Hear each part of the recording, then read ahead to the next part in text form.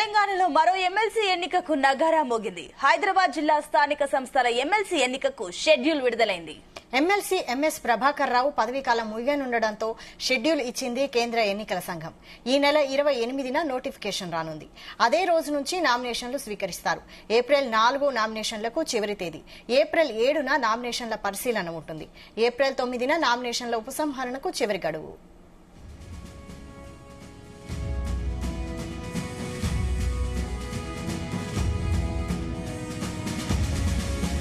ఎన్నిక అనివార్యమైతే April 23న polling జరిపి April 25న counting చేస్తారు. హైదరాబాద్ జిల్లా పరిధిలో బీఆర్ఎస్, ఎంఐఎం, బీజేపీకి ఓట్లు ఉన్నాయి. అయితే మిత్రపక్షం ఎంఐఎంతో కలిసి కాంగ్రెస్ పోటీ చేసే అవకాశం ఉందని తెలుస్తోంది.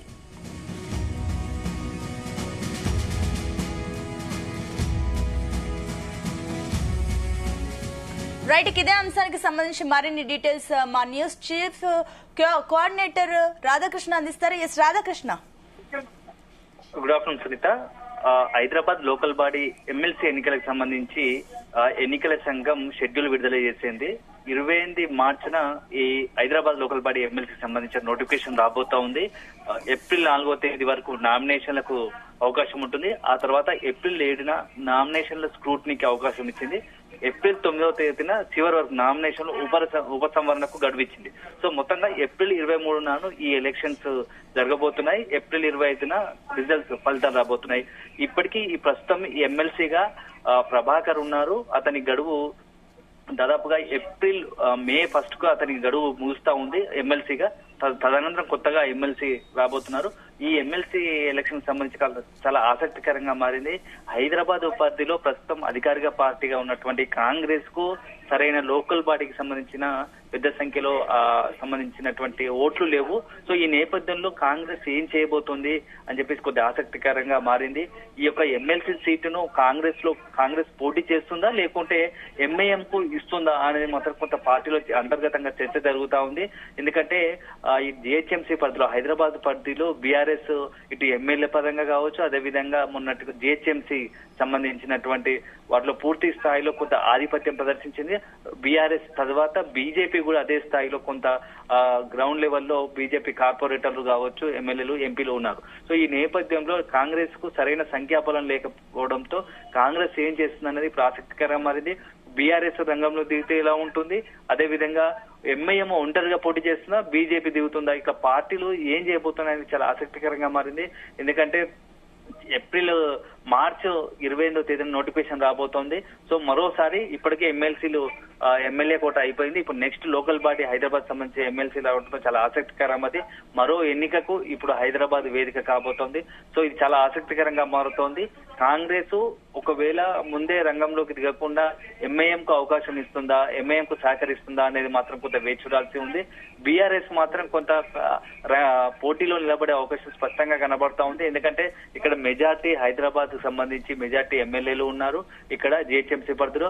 అదే సందర్భంలో కార్పొరేటర్లు కూడా ఎక్కువ సంఖ్యలో ఉన్నారు. సో కొంత కష్టపడితే ఖచ్చితంగా ఎమ్మెల్సీని మనము కైవసం చేసుకునే అవకాశం ఉంది అని చెప్పేసి కొంత బీఆర్ఎస్ భావిస్తోంది. సో ఈ నేపథ్యంలో హైదరాబాద్ కి సంబంధించినటువంటి ఒక బలమైన నాయకుడిని రంగంలోకి దించితే ఎలా ఉంటుంది అని చెప్పేసి కొంత బీఆర్ఎస్ లో చర్చ జరుగుతోంది. ఇదే సందర్భంలో ఇక్కడ ఎమ్మెల్సీని నిలబెట్టి గెలిచి ఆ తర్వాత దాని ప్రభావం వచ్చే రాబోయే రోజుల్లో జరిగే జిహెచ్ఎంసీ ఎన్నికలపైన స్పష్టంగా మనం కొంత పట్టు సాధించినట్టు అవుతోంది. హైదరాబాద్ లో మరోసారి మొన్న అసెంబ్లీ ఎన్నికల తర్వాత ఇప్పుడు ఈ యొక్క హైదరాబాద్ ఎమ్మెల్సీ వరకు తన పట్టు సాధించినట్టు అవుతుందని కొంత బీఆర్ఎస్ భావిస్తోంది.